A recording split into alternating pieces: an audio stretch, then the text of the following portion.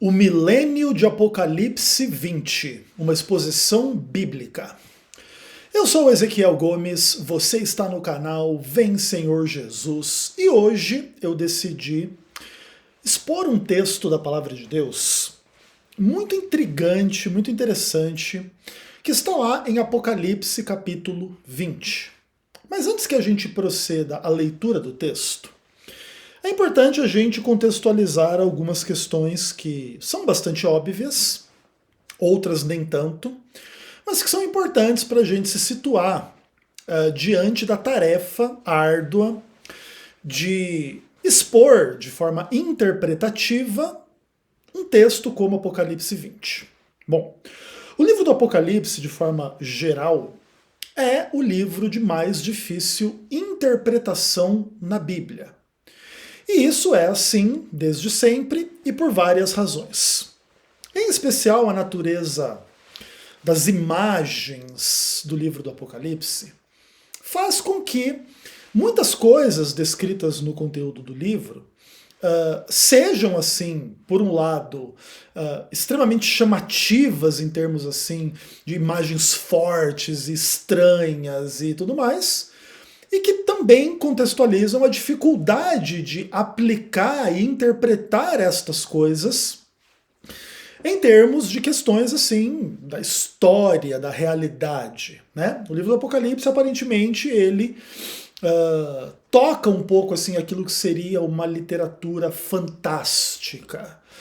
Você tem dragões, você tem gafanhotos com aparência humana, você tem abismos, você tem um monte assim de imagens de monstro de 7 cabeças com 10 chifres e uma prostituta sentada em cima de uma besta, de um animal, e não sei o que lá, e a grande Babilônia, bêbada com sangue, vestida de linho e púrpura e escarlata, e não sei o que, e etc, e etc, e etc. Então, são questões assim muito interessantes, né? As imagens, as questões de uma forma meio que geral, e é meio que inevitável que, diante do texto, surjam milhares de enigmas assim sobre o que isso significa, a que isso se refere, como se aplica ou como se entende, né, determinadas dinâmicas e cenas compostas aí dessas questões de uma forma meio que geral. Então não é novidade que o livro do Apocalipse é o livro mais difícil de ser interpretado da Bíblia e que gera muita discussão. A própria presença do livro do Apocalipse no cânon é uma presença fruto de uma discussão onde no início da igreja cristã havia uma certa dúvida se esse livro deveria ou não ser incluso no cânon do Novo Testamento, da Palavra de Deus e tudo mais. Discussões muito, muito, muito interessantes. Mas assim, algumas coisas a respeito do livro do Apocalipse são muito claras. Outras coisas são muito obscuras. Então, por exemplo, que Jesus Cristo seja, mais ou menos, o personagem central do livro é uma coisa bastante óbvia, desde o capítulo 1 até o capítulo 22. Jesus é apresentado no livro do Apocalipse de muitas formas, como tendo recebido da parte de Deus as coisas que em breve deveriam acontecer, ele as notificou ao seu servo João por intermédio de um anjo. E Jesus, ele é descrito por todo o livro como aquele que nos ama e pelo seu sangue nos libertou dos nossos pecados. Ele é o cordeiro que foi morto, mas está vivo, sentado no trono. Ele venceu, ele pode abrir o livro com 7 selos. Ele é aquele que nasceu da mulher e o dragão tentou matar ele, mas ele foi arrebatado para o trono. Ele é o Senhor, ele é o Cordeiro, ele é o cavaleiro fiel e verdadeiro, o nome dele é o Verbo de Deus, etc, etc, etc. E ele dará de graça da água da vida a quem quiser, e tal, e tal, e tal, e que a graça do Senhor Jesus seja com todos. Assim termina o livro do Apocalipse. Então, por mais mistérios que existam, né, no conteúdo do livro, essa noção de que Jesus é o personagem central é muito nítida, muito óbvia, muito clara. e muito interessante. Outras coisas assim também são bastante óbvias, né? Existe um baita de um conflito no mundo em função de questões de pecado versus a adoração ao Deus verdadeiro, e por um lado tem uma humanidade que adora a besta, que adora o diabo, que deu a sua autoridade, o seu trono à besta, e recebem a sua marca, enfim, adoram a sua imagem, e etc, etc, etc. E por outro lado tem um grupo de pessoas que não se contaminam, que são fiéis, que obedecem os mandamentos de Deus e tal, e que seguem o Cordeiro por onde quer que ele vá, e que são vencedores, né, da besta, da sua marca, do seu nome. Então, essas coisas são muito claras. Entretanto, algumas coisas no livro do Apocalipse são bastante obscuras, né?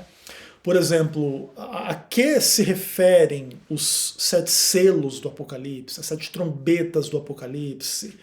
Algumas imagens ali, por exemplo, das 2 testemunhas em Apocalipse 11. A própria identidade das bestas do Apocalipse, conquanto existam muitas opiniões assim específicas. Por exemplo, nós adventistas do sétimo dia queremos que a primeira besta é o catolicismo romano, a segunda besta é os Estados Unidos da América.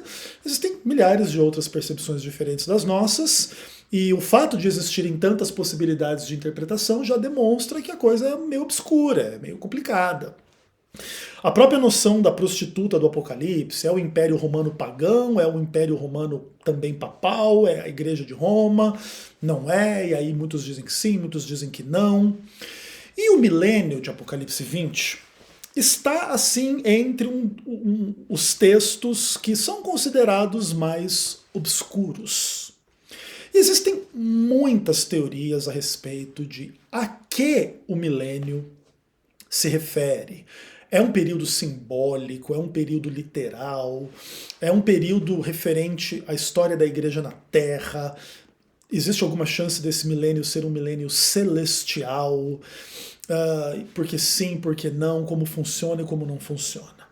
Uma outra coisa importante antes de a gente entrar no texto é a gente também mostrar para as pessoas, mesmo que brevemente, a gente fazer uma referência de que é o seguinte: o livro do Apocalipse é uma complexidade em si mesmo, tudo bem? Ele é um livro complexo em si mesmo, mas quando você tenta identificar as cenas do Apocalipse em outros documentos bíblicos, essa complexidade ela aumenta, tudo bem? Por exemplo, a Babilônia do Apocalipse, a prostituta do Apocalipse, etc. Remonta a Babel no livro de Gênesis? Remonta a Babilônia histórica nos livros de Isaías, Ezequiel, Jeremias e dos profetas que falaram a respeito de Nabucodonosor, do cativeiro babilônico, etc, etc, etc. Essas imagens estão conectadas ou não? E que implicações isso tem para a interpretação da Babilônia do Apocalipse? Essas discussões elas são complexas, porque elas começam a lidar com o fenômeno da intertextualidade, de que João, o vidente do Apocalipse, ele pode ter tido uma visão, mas essa visão pode ter feito referência imagética a um monte de coisas que aconteceu na história bíblica, e de repente a Babilônia tem que ver com Babel e tem que ver com a Babilônia histórica, vamos dizer assim, a Babilônia escatológica, né, de Apocalipse 17 e 18. E isso tudo, mais cedo ou mais tarde, tem implicações para a interpretação do texto apocalíptico, e às vezes uma parte dessa interpretação vai ser tirada do livro de Isaías, do livro de Jeremias, do livro de Gênesis, do livro de Ezequiel. Por exemplo, a própria cena lá do rio da vida em Apocalipse 21 e 22 provavelmente é retirado de Ezequiel 47, onde fala desse rio da vida e tal, e etc, etc. E tem um monte de paralelos, um monte de intertextualidades, um monte de questões gigantescas, tudo bem? Então, às vezes, alguns pontos da narrativa apocalíptica pode ser que possam ser identificados em outros contextos, em outros momentos do texto bíblico, mas obviamente que essas aplicações, essas intertextualidades, elas podem ser mais ou menos óbvias e elas podem gerar algum tipo de discussão acadêmica, de discussão se realmente João tinha em mente fazer um paralelo disso ou daquilo com aquilo outro, tá? E se ele meramente narrou uma visão na qual Deus já embutiu todas essas coisas, ou se ele era um cara que estudava muito o Antigo Testamento e aí trouxe esse monte de imagem também para colorir a imagem que ele tinha recebido, a visão ou as visões. E é tudo muito amplo, muito profundo e muito interessante, tudo bem? E a gente está aqui há 10 minutos só fazendo uma brevíssima introdução para a gente tentar abordar a questão. E eu não tenho aqui nenhuma pretensão de ser exaustivo na minha interpretação, muito pelo contrário, assim, a gente vai fazer uma coisa bem rasa e bem leve para, inclusive, responder algumas dúvidas e colocar algumas questões a respeito da nossa visão sobre o milênio. Então, agora nós podemos abrir a Bíblia, e nós não vamos abrir a Bíblia em Apocalipse 20, mas em Apocalipse 19. E é importante a gente contextualizar um pouco com a cena que vem anteriormente, para a gente poder se situar. E talvez a gente possa fazer até uma digressãozinha a mais, um pouco mais ampla. Na visão adventista sobre o livro do Apocalipse, a gente divide o livro na parte histórica e na parte escatológica. Então, Apocalipse 1 até Apocalipse 11 conteria mais ou menos a parte histórica, e Apocalipse 12 a 22 seria a parte escatológica do livro. Tudo bem? Também não vou entrar em detalhes aqui de toda a visão historicista do Adventismo, onde busca ver nas imagens apocalípticas uma descrição do que acontece na história, na realidade, desde a época que o Apocalipse foi escrito até o fim do mundo. Então a gente não faz uma leitura nem preterista nem futurista do livro, mas historicista. E obviamente que o modelo historicista tem as suas forças e tem as suas fraquezas, tá? Existem vários modelos de estudo do livro do Apocalipse, os 4 principais são o preterismo, onde vê o livro se cumprindo no passado, o futurismo, onde vê o livro se cumprindo no futuro, o idealismo, que não vê o livro como tendo um cumprimento real histórico, mas meramente sendo tipo uma história simbólica da luta entre o bem e o mal e a vitória de Jesus sobre o diabo, e a leitura historicista, que é a nossa leitura que vê o cumprimento do livro desde o seu início até o fim dos tempos. E Apocalipse 19 e 20, que a gente vai dar uma olhada agora, estão nessa parte escatológica, a respeito dos eventos finais da história. Nós vamos começar a leitura do verso 11 em diante. Mas é interessante vocês terem consciência de que em Apocalipse 17 você tem a visão da prostituta sentada sobre a besta.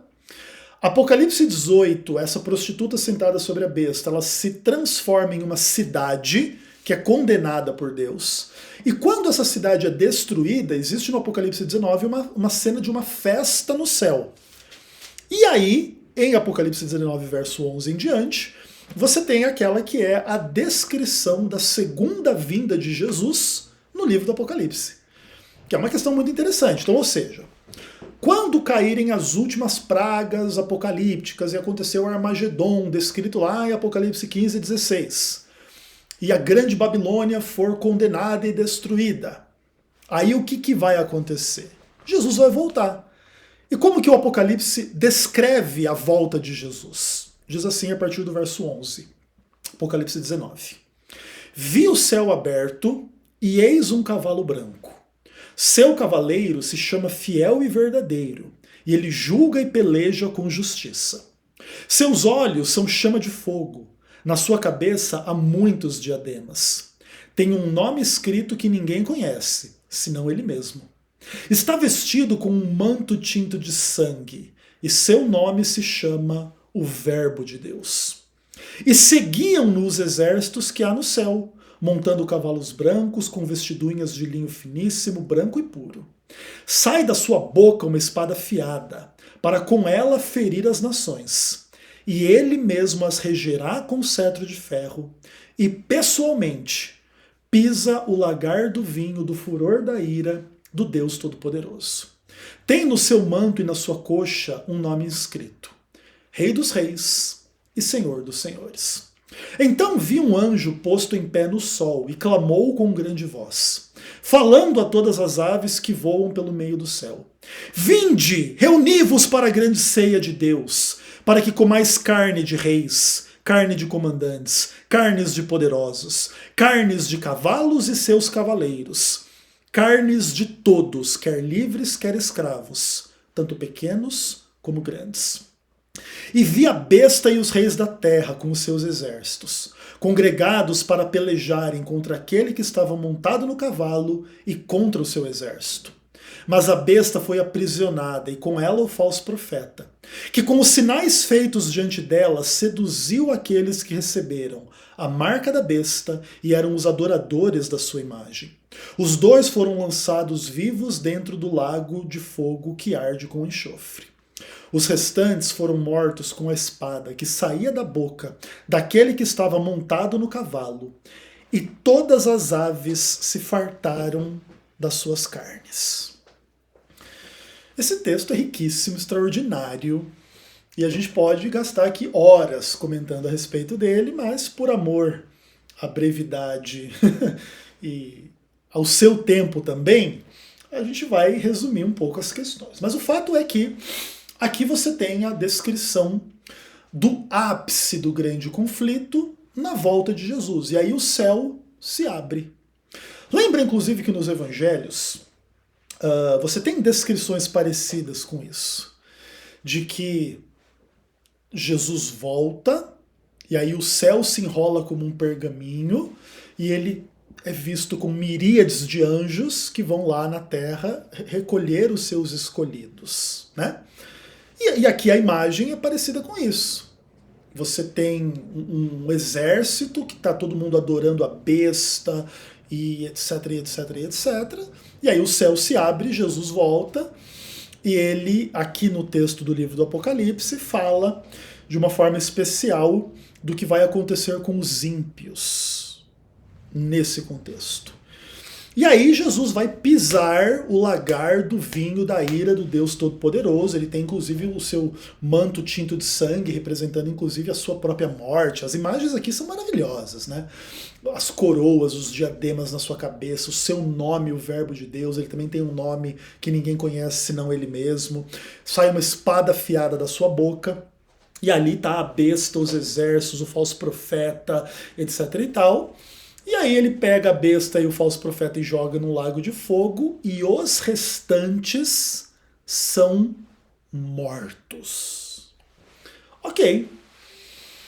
Então aqui a gente tem uma imagem onde todo ser humano que adorou a besta, todo ser humano que recebeu a marca da besta, na vinda de Jesus será morto. Esse já é o primeiro passo para a gente rejeitar a visão de muitos cristãos a respeito do milênio, de que no milênio vai continuar havendo a existência de nações ímpias no mundo, mas que vão ser meramente regidas por Jesus e Israel e a igreja ou coisas do tipo na terra. Porque não é o texto, não é o que o texto indica. Apocalipse 19, o verso 21 é muito claro. Os restantes, ou seja, fora a besta e o falso profeta, todo mundo que adorou a besta e recebeu a sua marca quando Jesus voltar, os restantes foram mortos com a espada que sai da boca de Jesus, daquele que está montado no cavalo branco. E as aves se fartam das carnes, dos ricos, dos poderosos, dos escravos, dos pobres, que são aqueles lá em Apocalipse 13 que receberam a marca da besta, lembra lá? E receberam a marca, quer livres, quer escravos, quer ricos, poderosos, pobres, etc. Todo mundo que adorou a besta foi morto. E aí começa o milênio, tudo bem? Assim se inicia o milênio. Então, qualquer noção do milênio onde existam pessoas pecadoras, que não sejam salvas, etc e tal, já está absolutamente equivocado. Segundo a mera leitura simples do texto, não precisa nem fazer uma interpretação muito rebuscada. E aí, quando todo mundo é morto, todos os ímpios, né? E tal, aí você tem a imagem de Apocalipse 20. E aí o texto diz assim: Então vi descer do céu um anjo. Tinha na mão a chave do abismo e uma grande corrente. Ele segurou o dragão, a antiga serpente, que é o diabo, Satanás, e o prendeu por 1000 anos. Lançou-o no abismo, fechou-o e pôs o selo sobre ele, para que não mais enganasse as nações, até que se completassem os 1000 anos. Depois disto, é necessário que ele seja solto pouco tempo. Vi também tronos, e nestes sentaram-se aqueles aos quais foi dada a autoridade de julgar.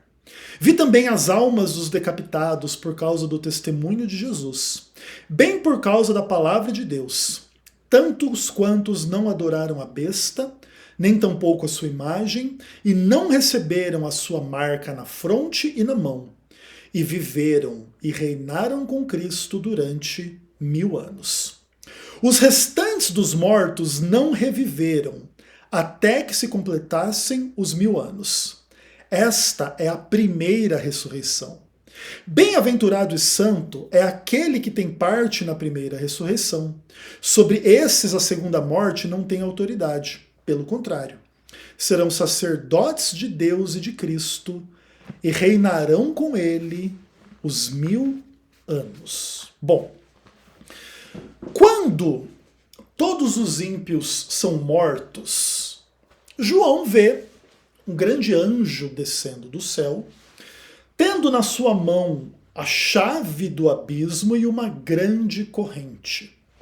É interessante que esse termo abismo, ele remete de alguma forma ao livro de Gênesis, né? Onde a terra era sem forma e vazia. E o Espírito de Deus pairava sobre as águas. A ideia ali é que o mundo, ao ser criado, antes de ser ordenado nos 7 dias da criação, era como se fosse um abismo, e aqui agora, quando todo mundo é destruído na segunda vinda de Jesus, todo mundo que não foi salvo, não foi arrebatado para estar com Deus lá, e etc, etc, etc. Quando morre todo mundo aqui na Terra, a Terra volta ao estado de caos e abismo. E aí, nesse contexto, Satanás é preso com uma corrente. E a sua identidade é revelada. Ele é a antiga serpente, ele é o dragão, ele é o Satanás. E ele será preso por 1000 anos. Beleza. E aí ele foi lançado no abismo, se fecha e se põe um selo sobre esse abismo, para que ele não mais engane as nações, até que se completem os 1000 anos. Então, durante 1000 anos, não haverá possibilidade de Satanás enganar as nações. Por quê? Na nossa visão. Porque todas as nações foram mortas no Apocalipse 19, verso 21. Não tem mais quem Satanás possa enganar. Porque agora ele está preso na terra, vista como um abismo, há um selo sobre ela, e por 1000 anos ele não pode mais enganar as nações, porque as nações nem mais existem, certo? Até o final dos 1000 anos. E aí o texto diz, até que se completem os 1000 anos. Depois disso, ou seja, depois que se completarem os 1000 anos, é necessário que ele seja solto por um tempo. Então veja, quando todo mundo morre, o que se segue é a prisão de Satanás. Quando acaba os 1000 anos, acontece a soltura por pouco tempo de Satanás. E aí essa cena ela é deixada de lado para entrar uma outra cena na jogada, que é o verso 4. E aí João vê que foram colocados tronos, e nos tronos sentaram-se pessoas às quais foi dada a autoridade de julgar.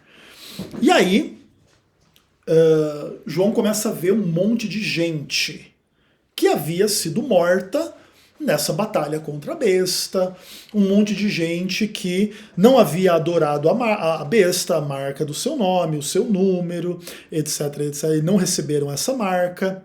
E aí o texto no verso 4 diz, e viveram, e reinaram com Cristo durante os 1000 anos. Ou seja, aqui A ideia é, todo mundo que foi fiel e morreu na batalha contra a besta e não adorou a besta e não recebeu a sua marca, viveu.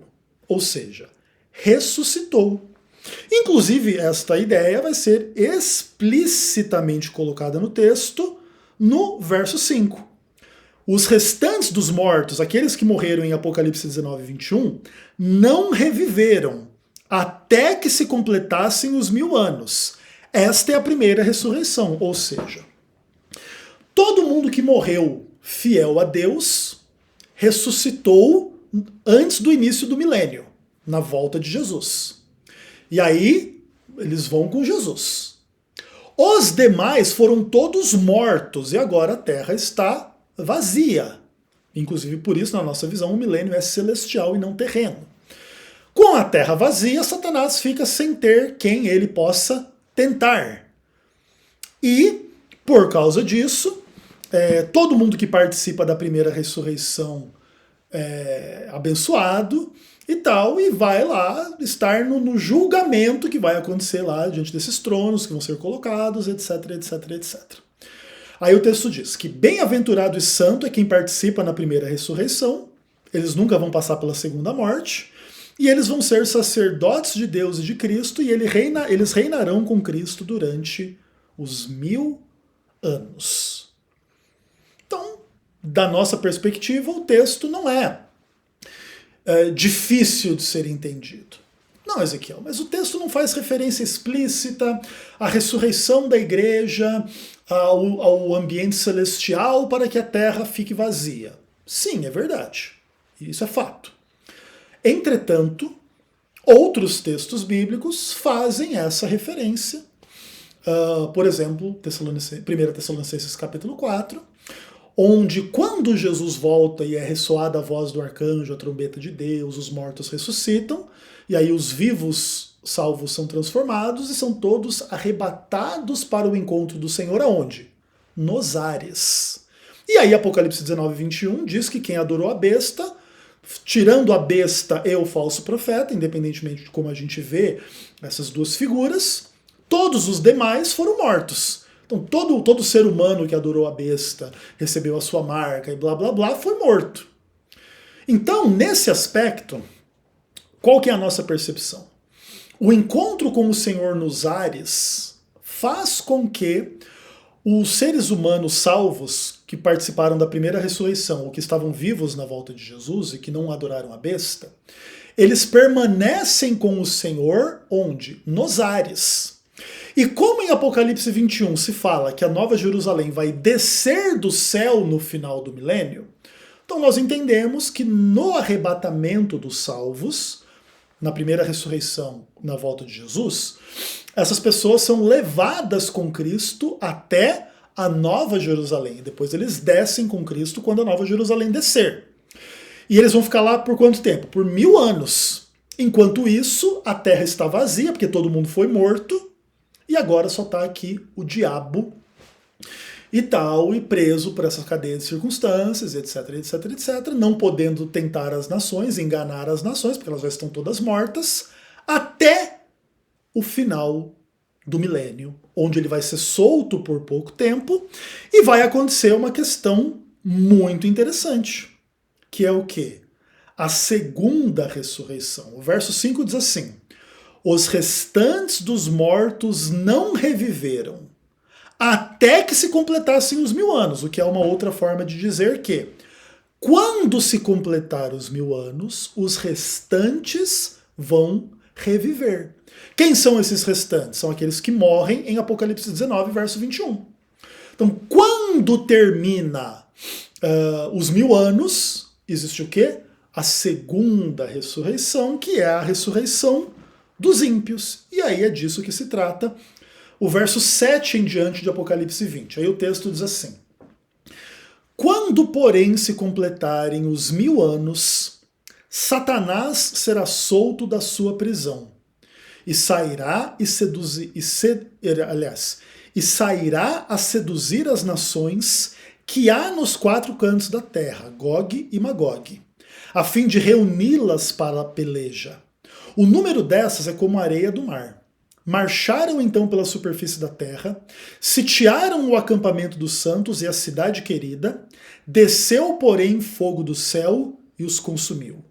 O diabo, o sedutor deles, foi lançado para dentro do lago de fogo e enxofre, onde já se encontram não só a besta, como também o falso profeta, e serão atormentados de dia e de noite pelos séculos dos séculos. Agora, o livro do Apocalipse, ele coloca a seguinte questão. Quando se completam os 1000 anos, durante os quais aqueles que fazem parte da primeira ressurreição reinam com Deus e com Cristo, existe então a soltura de Satanás da sua prisão, que coincide com o verso 5 de Apocalipse 20, com a segunda ressurreição. E agora, com todos os ímpios mortos ressurretos, Satanás volta a seduzi-los, a fim de reuni-los para uma guerra final, uma cena final. O número deles é gigantesco e eles marcham pela superfície da terra. E eles sitiam o acampamento dos santos, que na nossa visão é o momento em que a Nova Jerusalém descer. Então, quando a Nova Jerusalém descer, vai haver uma concentração dos ímpios ao redor da Cidade Santa. E aí o que o texto aqui diz? Que eles sitiam a Nova Jerusalém, ou o acampamento dos santos, a cidade querida, e aí eles estão arregimentados para guerrear contra esta cidade. E a palavra de Deus diz que caiu o fogo do céu e os consumiu. É muito interessante que o verso 19 é um verso muito mais enfatizado pela maioria dos cristãos para pregar a noção do tormento eterno. Porque aí o verso 10 diz: o diabo, o sedutor deles, foi lançado para dentro do lago de fogo e enxofre, onde já se encontram a besta e o falso profeta, e aí serão atormentados de dia e de noite pelos séculos dos séculos. O problema é que a imagem do tormento eterno aqui, mesmo que devesse ser tomada de forma literal, como implicando uma imortalidade e um sofrimento eterno da parte de quem aqui está descrito, só seria aplicado individualmente ao diabo, à besta e ao falso profeta. Todos os demais ímpios, que eram como a areia do mar, que sitiaram a cidade santa, Gog e Magog, não sei das quantas, como que o destino deles é descrito? Caiu fogo do céu e os consumiu. Essa é uma imagem a qual a maioria dos cristãos não dá muita atenção. Porque aqui é descrito o destino dos ímpios. É serem consumidos, não é serem torturados eternamente. E caso se devesse ler de forma literal que alguém vai ser torturado eternamente, só tem 3 pessoas ou entidades que terão esse destino: o diabo, a besta e o falso profeta.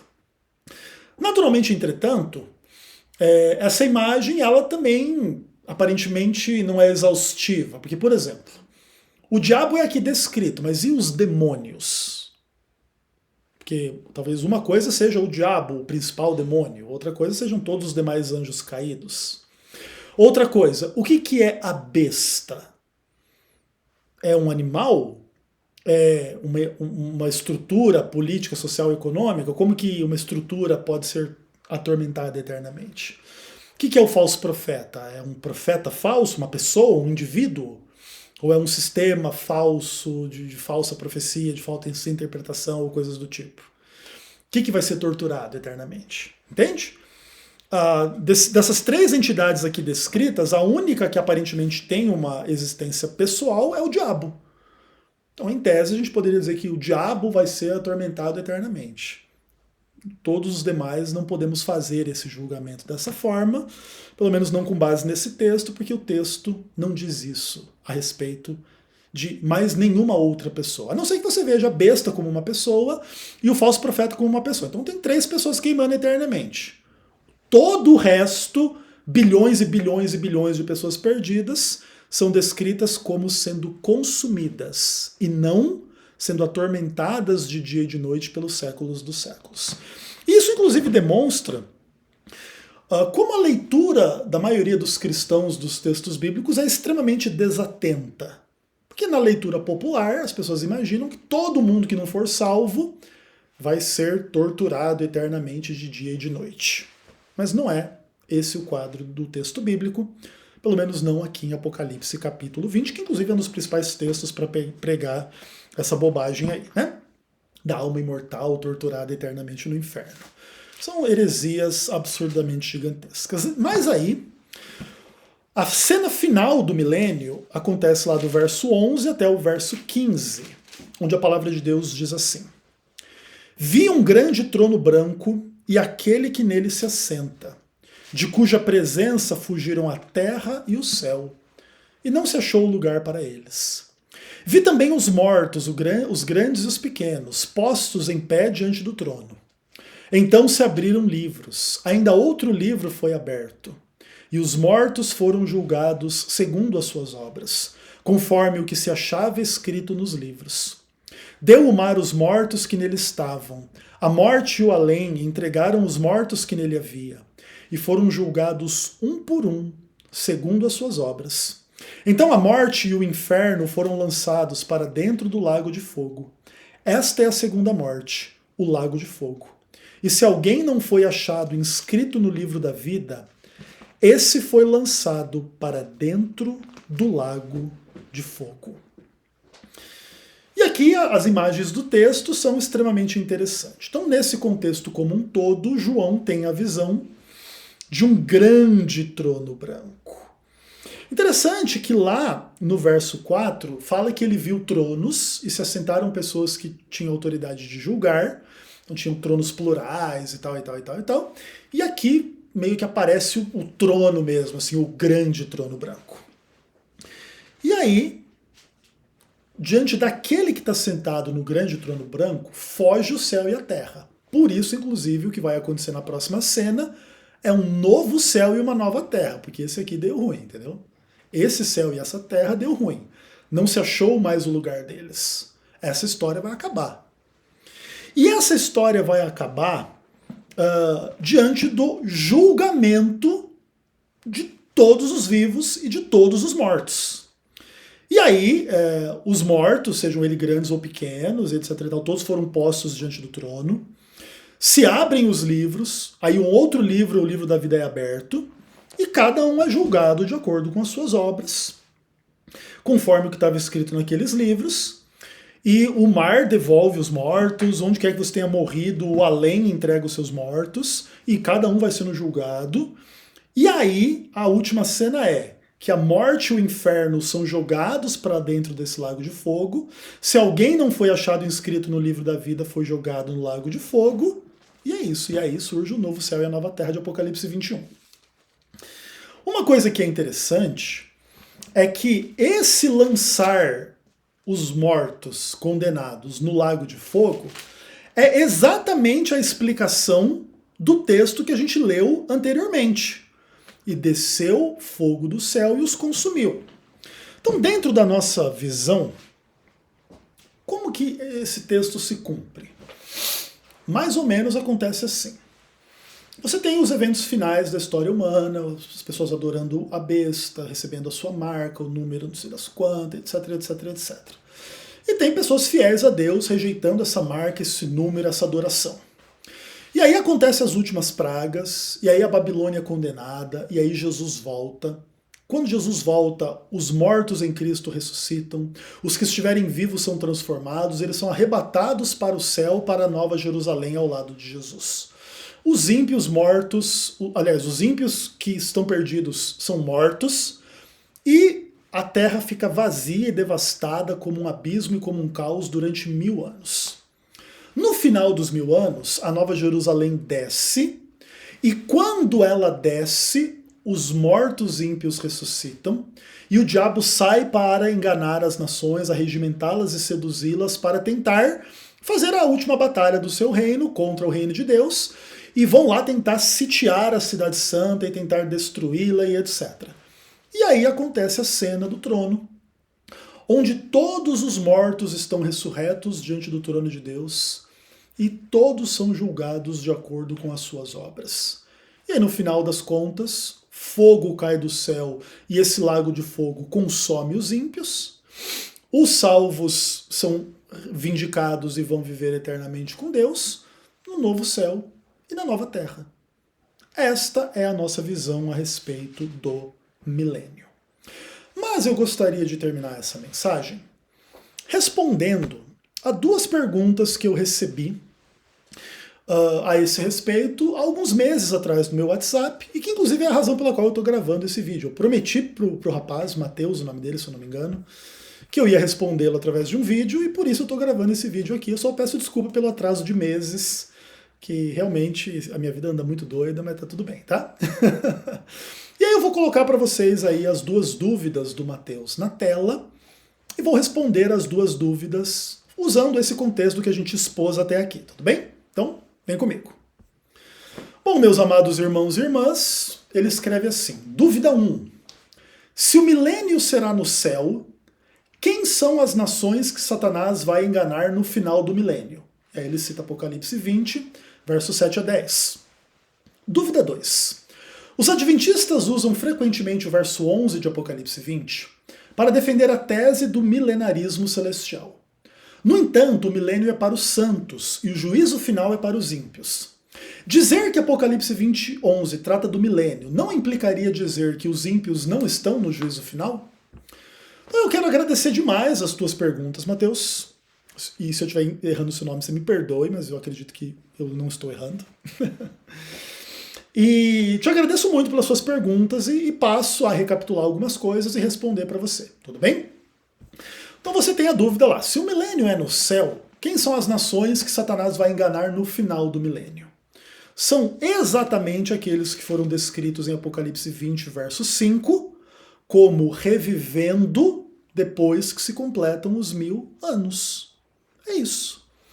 Porque o grande ponto da visão adventista em Apocalipse 19, 21, os ímpios, as nações, são todas mortas das pessoas perdidas.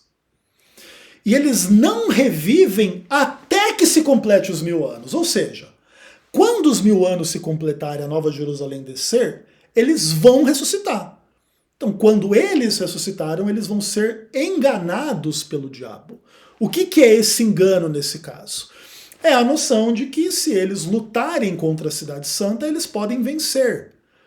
E aí eles vão todo mundo lá sitiar a Cidade Santa, e aí vai se cumprir a cena do juízo final, onde vai estar todo mundo da história humana inteira ressurreta dentre os mortos, diante do trono de Deus, e uns vão receber a sentença de vida eterna, outros a sentença de morte eterna. Esses que receberem a sentença de morte eterna vão ser condenados e vai cair fogo do céu, eles vão ser jogados no lago de fogo, vão ser consumidos e deixar de existir por toda a eternidade. Ponto final. Entendeu? Então, dentro da nossa visão, não há nenhuma dificuldade com a noção de que Satanás vai enganar nações no final do milênio.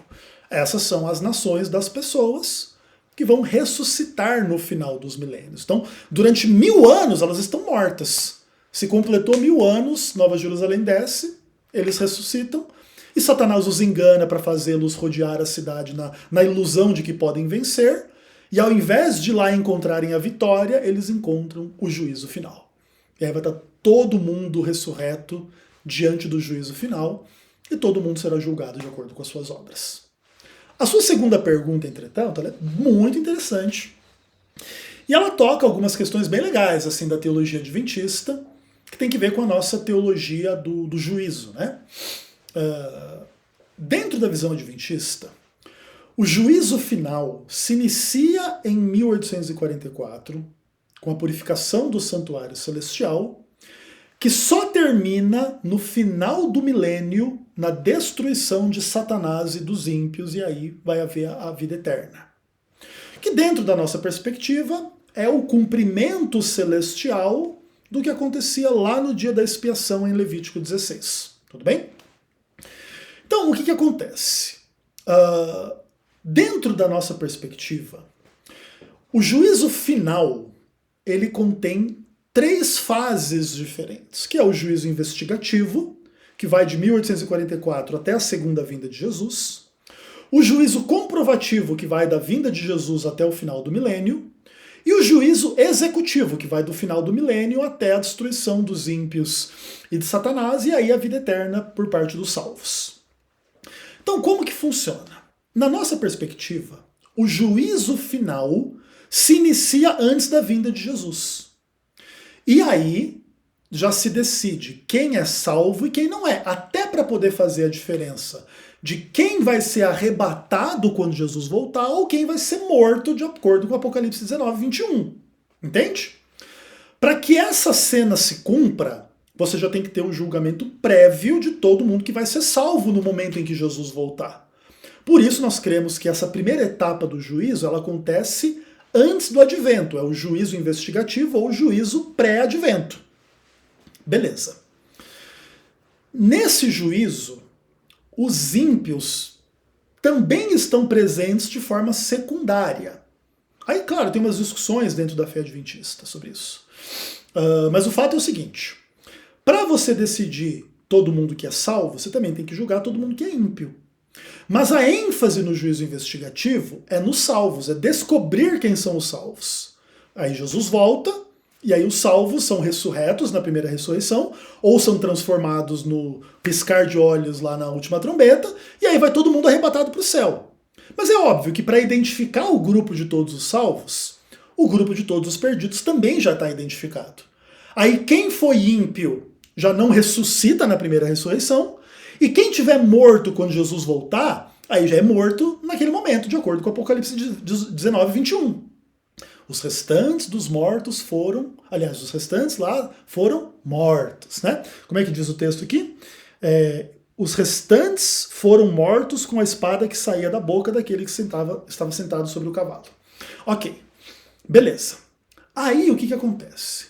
Quando os ímpios são mortos e os salvos chegam na Nova Jerusalém, aí se inicia esse julgamento daqueles que têm os tronos plurais e sentam no trono para julgar.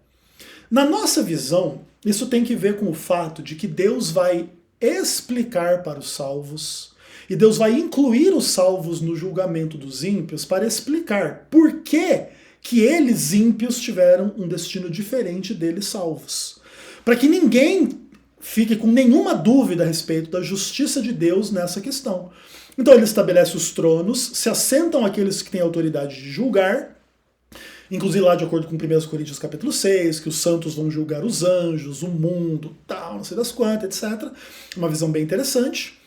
E aí, durante esses 1000 anos, vai se fazer a diferenciação. Por que o ímpio não está junto com o salvo? E aí as pessoas vão revisar o julgamento. Olha, porque eles tiveram chance, mas eles não creram, eles não quiseram, eles não se arrependeram, eles não foram fiéis, eles não perseveraram, eles preferiram o diabo, o pecado, o mundo, as coisas da carne e do mal. Ah, ok, beleza. E aí, eles fazem isso por 1000 anos. Quando se completa esse julgamento, aí, assim, galera, então agora chegou a hora de resolver o problema, vamos descer. E aí a nova Jerusalém desce para a terra, para recriar o céu e a terra, para ser um novo céu e uma nova terra. E aí os ímpios ressuscitam, e aí eles são condenados na última instância, para que se demonstre a justiça de Deus. Provavelmente nesse contexto se cumpra aquelas imagens bíblicas de que todo joelho no céu, na terra e debaixo da terra se ajoelham diante de Cristo, todos reconhecem a sua justiça, o seu caráter, o seu amor, a exatidão do que ele fez, a justiça do que ele fez, etc, etc, etc, etc. E aí os ímpios são eliminados. E aí os justos vivem para sempre com Jesus. Então, dentro da nossa visão, não tem essa de que o ímpio não faz parte do juízo final. Pelo contrário. Só que o juízo final ele é esse processo um pouco mais amplo do que a maioria dos cristãos crê, como se fosse um evento só. Na nossa visão, são esses 3 eventos. E aí se harmoniza as questões de forma bastante suficiente para o bom entendimento da questão. A visão adventista a respeito do milênio é maravilhosa, é uma das melhores que existem, na minha visão, inclusive, a melhor, e tal, mas não quer dizer também que a gente é dono da verdade. Só quer dizer que a nossa leitura bíblica é bastante sólida. Beleza, Mateus? Então é isso, pessoal. Esse é o meu recado, essa é a minha exposição do texto. Espero que vocês tenham crescido e aprendido algo com isso, tudo bem? Então, até o próximo vídeo, se Deus quiser. Um abraço.